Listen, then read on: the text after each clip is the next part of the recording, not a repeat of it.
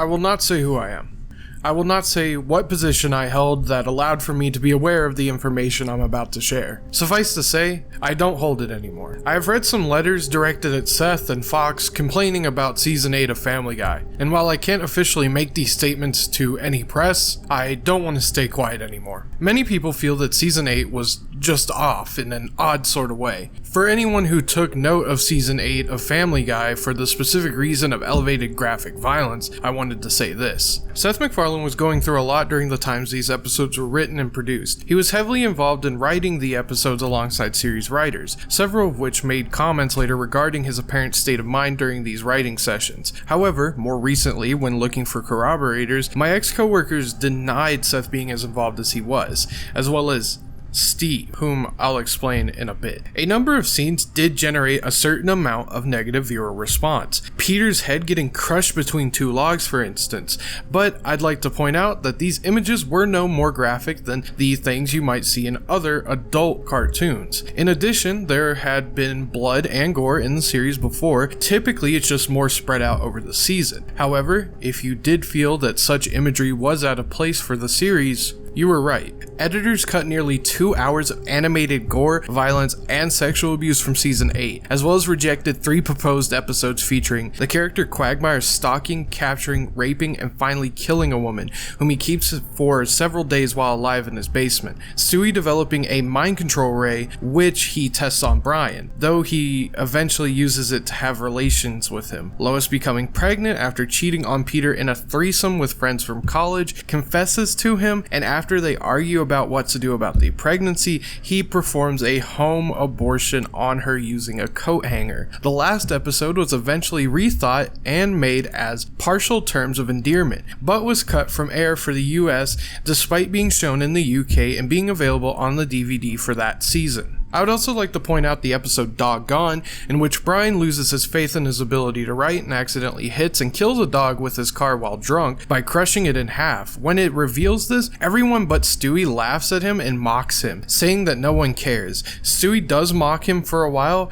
but then when he realizes how serious Brian is about the issue, he stages Brian's death so that Brian can see the family mourn and feels validated. I suggest you watch this episode while keeping in mind that Seth often represents himself through Brian and Stewie. In this particular episode, I also believe the various dogs and their reactions to their environment reflect Seth's emotions. Early on, when I asked Seth about why he seemed to be emphasizing his use of Brian and Stewie, he just told me that he was frustrated with the series so far, that he begun to feel like the earlier seasons were idiotic, that the fan base were morons, and that he was stuck. His name would always be associated with Family Guy. He also told me that he was bringing in someone to help mature the material. He mentioned having worked briefly with this man before. The stressed, slightly manic tone of Season 8 culminates in Brian and Stewie, one of the most serious episodes of the entire series. There are no cutaways, and the titular characters behave in a way that seems to show them in their most distilled forms. Again, this episode was heavily censored and altered. The original script called for the scene in which Brian eats Stewie's stool to be shown, not just implied. Brian considers suicide because he feels his life has no purpose,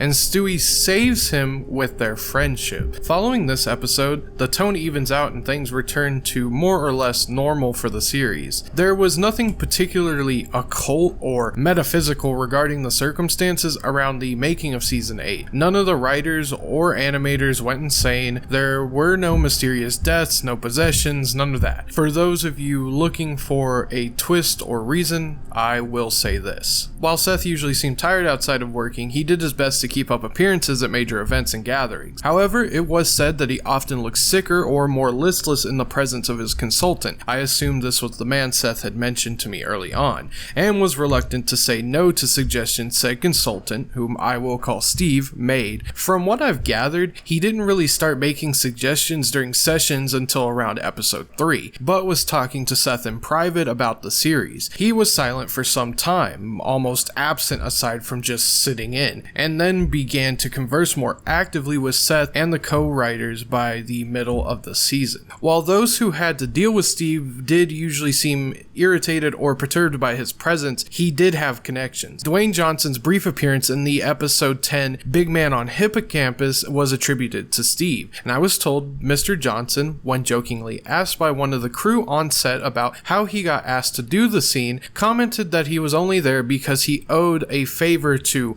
Steve. He acted uncomfortable at the time, and even during filming the short. It was done in one take, and he was not asked to do it a second time. From what I've heard, Steve was present, and seemed pleased by the fact that Mr. Johnson was visibly uneasy. During one session, the second time I ever saw him in person, I did question Steve directly about a suggested plot, and when he turned to look at me, I was genuinely scared. I had no idea why. He had never once threatened, swore, or made a personally violent move. I suppose it was the series of ideas regarding violence and gore he pitched to Seth. I should mention that when others did protest suggested violence, Steve would typically switch to sexual themes, racism, mental retardation, or just withdraw altogether until he could work in one of those themes again. The pitch I was concerned about was for a running gag.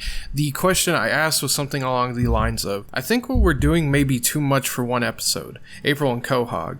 Blood is okay once, maybe twice in the episode, but showing the same man dying over and over might be a bit much. The gag being pitched was that Peter, at various points in the episode, runs over the same man, who despite being whole and alive every counter, is increasingly mauled every instance, with the different recurring character running over and screaming that the man was dead. Seth was unaccompanied to the writing sessions for episode 17, and he was much more energetic than I'd seen him in months. He was almost celebratory, and it shows. He picked some of his favorite musical numbers from the series, cut or not, for the end of the episode, the plot of which seemed to have been a symbol of his own self-redemption. I have been unable to track Steve down since to find out more about him. No records exist within the company to show that he was ever officially signed on or paid, and I believe he may have been privately hired by Seth. For what reason, I have no idea. I'm just glad to know he's gone.